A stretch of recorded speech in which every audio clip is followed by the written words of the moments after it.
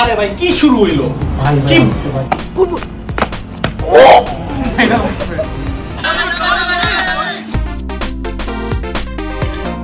ক্রিকেটের মান কারিং আউটের সঙ্গে তো অনেকেই পরিচিত। ব্যাটারকে আউট করতেই যেন ভুলে গেছেন বোলার। উল্টো বোলারের থ্রুতে রীতিমতো বোল্ড অনফিল্ড আম্পায়ার। এমন কাণ্ডে আহত হওয়ার শঙ্কা আম্পায়ারের। মুহূর্তেই যেন সব কিছু উলুটপালট হয়ে গেল। এমনকি উইকেট কিপারকে টাকা দিয়েও তো আউট থেকে বাঁচা যায়। ব্যাট বলের লড়াইয়ে এমন ছবিও দেখতে হয়। কিপারের ঘুষ নেওয়ার কারণে আউট থেকে রক্ষা পেলেন ব্যাটার। মক্কার হাজী সাহেবের মতোই বলতে হয়, আরে বাবা কি শুরু হলো। এখানেই শেষ নয়, সিনেমার গল্প এখনো শেষ হয়নি, মাত্র তো শুরু হলো। ক্রিকেট ছেড়ে এবার একটু ফুটবলে ফিরে আসা যাক। গোলকিপারকে বোকা বানাতে গিয়ে রীতিমতো বোকা বনে গেলেন স্ট্রাইকার। আরেক ফুটবলার পাস বলে চিৎকার করতেই শেষ পর্যন্ত বল পায়ের কাছে পেয়েও গোল দিতে ব্যর্থ। এ যেন হাস্যরসাত্মক কৌতুকের কাহিনী।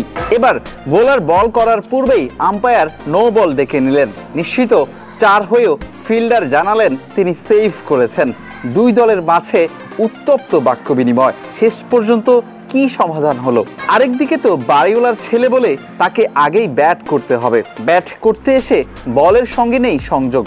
শুধু বাসায় কেন, মাঠেও বাড়িওয়ালাদের সম্মান বাড়ে আরও বহুগুণ। বাড়িওয়ালার ছেলে বলেই আউট হলেও আউট করা যাবে না। এতক্ষণ যা দেখেছেন তা ছিল নিছক বিনোদন। ওই যে কথায় আছে না, আপনি যা দেখতে চাইবেন তা যেন সবই পাবেন। এতক্ষণ যারা ক্রিকেটার এবং ফুটবলার চরিত্রে অভিনয় করেছেন তারা জিজ গ্যাংয়ের সদস্য। নতুন শুনলেন নাকি? খেলাধুলার মাধ্যমে মানুষকে বিনোদিত করা যায়। জিজ গ্যাং যেন তারই প্রতিচ্ছবি।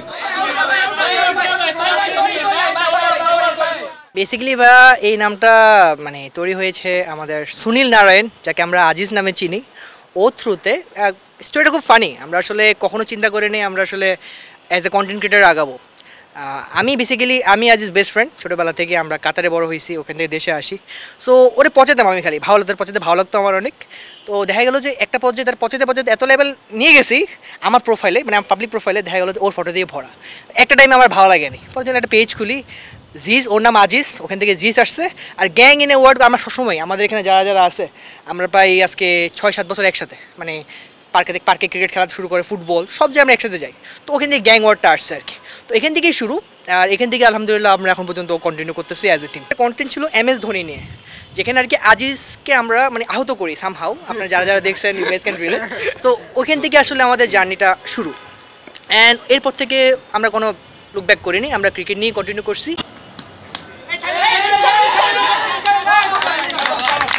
ছবির মানুষটিকে দেখে আপনার কার কথা মনে পড়বে?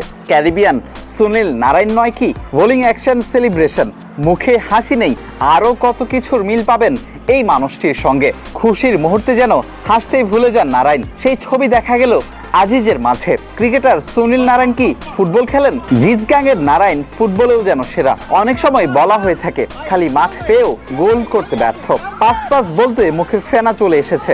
সতীর্থরা তার কথা কানেই নেন না, যেভাবে জিজ গ্যাংয়ের আজিজ হয়ে উঠলেন জিজ নারায়ণ। কমেন্ট সেকশন থেকেই সবাই হয়েছে যে ভাইয়ার রিয়াকশন সুনীল নারায়ণের মতো, ঠিক না? ওইখান থেকে হইতে সুনীল ভাই, নারায়ণ ভাই, ওইটার থেকে আর কি আসছে ব্যাপারটা। বেসিক্যালি ভাই মনে করেন আজিজ মানে সুনীল নারায়ণ, ওর একটা মানে ফেস আছে যেটা অলমোস্ট ওটা ফুলা, মানে একটু হাইটও লম্বা আমার থেকে, বাট ওর বডিটা মানে ওর ফেসটা কাইন্ড অফ লাইক নারায়ণ, ঠিক আছে? অনেকে তাদের ব্রক লেসনার থাকে না নাকি? হ্যাঁ, চুলটা স্পাইক করে আমরা শুরু করি। তো আমরা একটা কন্টেন্ট ছাড়ছিলাম আসলে, মানে একটা ফানি কন্টেন্ট, যেখানে সুনীল নারায়ণ আমি কয়টা ম্যাচ দেখি যে ওর উইকেট নেওয়ার পরেও ও দেখা গেলো যে মানে কোনো রিয়াকশন নাই, মানে ক্যাচ ছক্কা মারছে কোনো রিয়াকশন নাই। তো চাইছিলাম মানে রিক্রিয়েট করতে। আর আজিজের হাইট কাইন্ড অফ ওর সাথে মিলে। আর ওই একমাত্র মেম্বার আমাদের টিমে যে সুনীল নারায়ণের মতো বলিং করতে পারে, মানে হাত পিছন থেকে সুন্দর করে, আবার গলা একটু টানাটানি করে, হ্যাঁ এটাও পারফেক্টলি পারে। আর চুলটা স্পাইক করে দিলে পুরো সুনীল না, কলার টানাটানি করতে পারে, ঠিক আছে? তো ওখান থেকেই আর কি ওরে একটা রোল দিছি। আর ওই ভিডিওটা মানে অলমোস্ট আই থিঙ্ক 10 মিলিয়ন গেছে। জিজ গ্যাংয়ের নারিন ক্যারেক্টারের কারণে আমার আজিজ নামের চেয়েও আমাকে অনেকেই নারিন নামে চিনে থাকেন। এই নারিনের ক্যারেক্টারটা আসলে আমাদের কোনো প্রি প্ল্যান বা এটা আসলে আমরা কন্টিনিউ করবো এরকম কোনো উদ্দেশ্য আমাদের ছিল না। আমরা জাস্ট একটা ক্যারেক্টার প্লে করার জন্য হচ্ছে যে একটা ভিডিও বানান, আলহামদুলিল্লাহ ওটা অনেক ভালো হচ্ছে যে হিউজ পরিমাণ আমরা সাড়া পাই, যার কারণে ওটা আমরা কন্টিনিউয়াসলি করি। অ্যান্ড প্রত্যেকবারই হচ্ছে যে এই কন্টেন্টটাতে আমরা অনেক ভালো সাড়া পাইছি, যার কারণে এটা আমরা অব্যাহত রাখছি।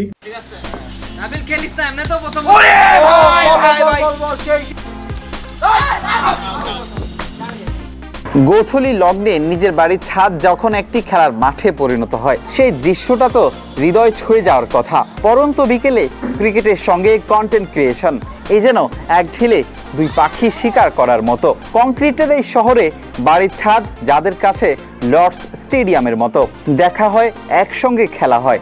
যারা হৃদয়ে লর্ডস ধারণ করে তারা সেটা কাজেও প্রকাশ করতে চায়। খেলার সুন্দর মুহূর্ত আবার ধারণ করতে হয় মুঠোফোনে। একটা প্রশ্ন তো জাগারই কথা, ঢাকায় এত মাঠ থাকতে বাসার রুফটপ কেন?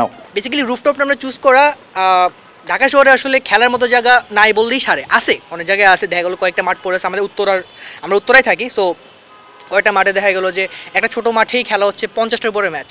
তো এখানে আসলে মনে করেন প্রপার খেলা বা এনজয় করাটা ওটা আমরা পাই না।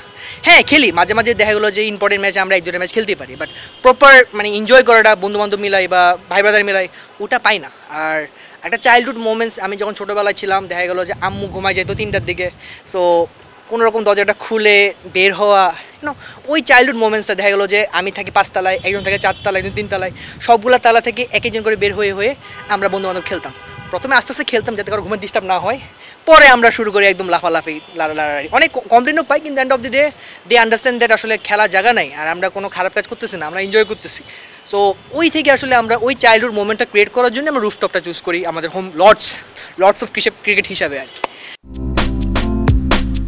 জিজ গ্যাং শুধু একটা বিনোদনের কেন্দ্রবিন্দু নয়, খারাপ সময়ে মানুষের পাশে দাঁড়াতে জানে এই স্কোয়াডটি। পৌষের শীত কিংবা রমজান বাদ দেওয়া হয়নি বন্যায় অবহেলিত মানুষদের পাশে দাঁড়ানো, যাদের স্লোগান একটাই, আমরাই দাঁড়াবো মানুষের পাশে। জিজ গ্যাংয়ের আন্ডারে একটা ছোট্ট একটা গ্রুপ আছে সোশ্যাল ওয়ার্কের, 1 টাকার হাসি নামে। আমরা ওখানে একসাথে সেম মেম্বাররাই আমরা সোশ্যাল ওয়ার্ক করি এভরি ওকেশন হিসাবে। যেমন ঈদের সময় আমরা কিছু ইভেন্ট নামাই, রোজার সময় নামাই, ইভেন্ট শীতের টাইমে নামাই। এবার বন্যা হলো কয়েকদিন আগে, আল্লাহ না করে যে না হয় ফিউচারে, তো ওখানেও আমরা নোয়াখালীতে যাই, কুমিল্লাতে যাই, তো ফেনীতে যাই। তো এটাই আমাদের একটা, you can say we are all brothers, সবাই সবার জন্য আছে। বিলাল হোসেন শিমুল, ক্রিকেট 97।